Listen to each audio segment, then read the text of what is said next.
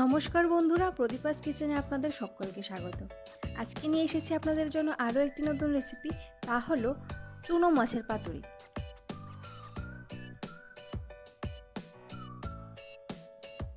তার জন্য আমি এখানে নিয়েছি ছোট মাছ, তার সাথে নিয়েছি পেঁয়াজ কুচি, রসুন কুচি, কাঁচা লঙ্কা বাটা, নুন ও হলুদ।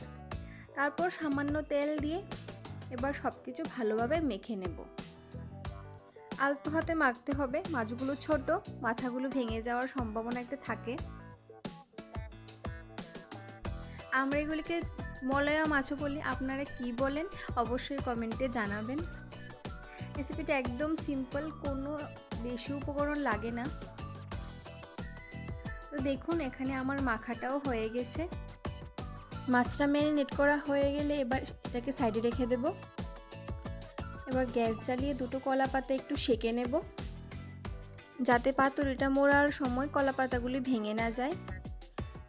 সেঁকে নেওয়ার কারণটা হচ্ছে কলা পাতার যে মুচমুচে ভাবটা আছে, সেঁকে নিলে ওই মুচমুচে ভাবটা চলে যায়। আমি এখানে দুটো কলা পাতা সেঁকে নিয়েছি।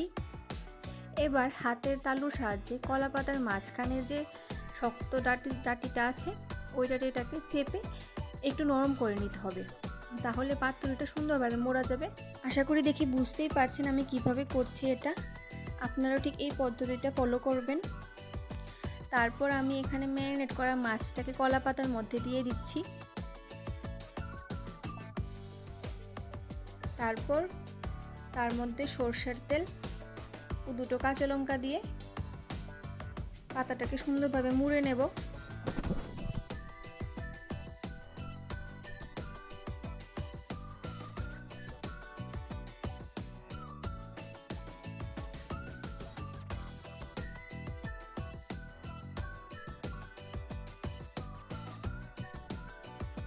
পাতুরিটা মোড়ার জন্য আমি কোনো সুতো ব্যবহার করিনি, আমারটা এমনিই হয়ে গেছে।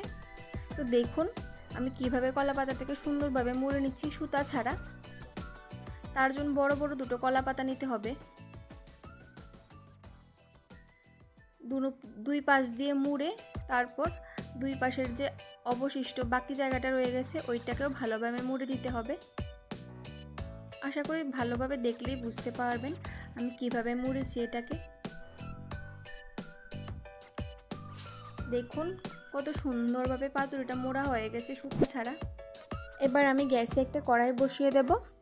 কড়াইটা গরম হলে তাতে সামান্য পরিমাণ তেল দিয়ে দেব। এবার তেলটাকে পুরো কড়াইতে একটু স্প্রেড করে নেব। তারপর পাতুরিটাকে দিয়ে দেব। পাতুরিটাকে দিয়ে নাড়াচাড়া করবেন না, ঢাকা দিয়ে দেবেন। কিছুক্ষণ পর ঢাকাটা তুলে পাতুরিটাকে উল্টে দেব। আমি এভাবে ঢাকা দিয়ে দিয়ে উল্টে পাল্টে এটাকে 20 মিনিটের মতো রান্না করে নিয়েছি। আপনারা ঠিক সেটাই করবেন।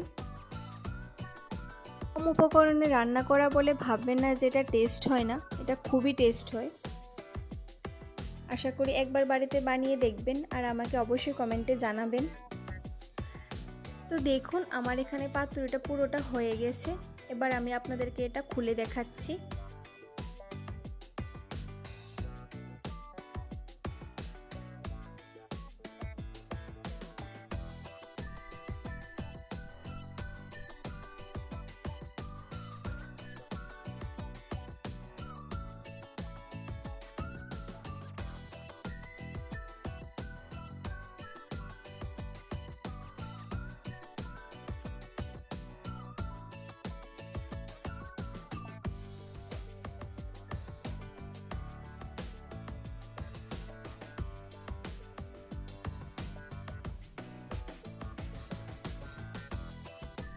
পাতুরিটা দেখতে যেমন সুন্দর হয়েছে, খেতেও কিন্তু তেমনি দুর্দান্ত হয়েছিল।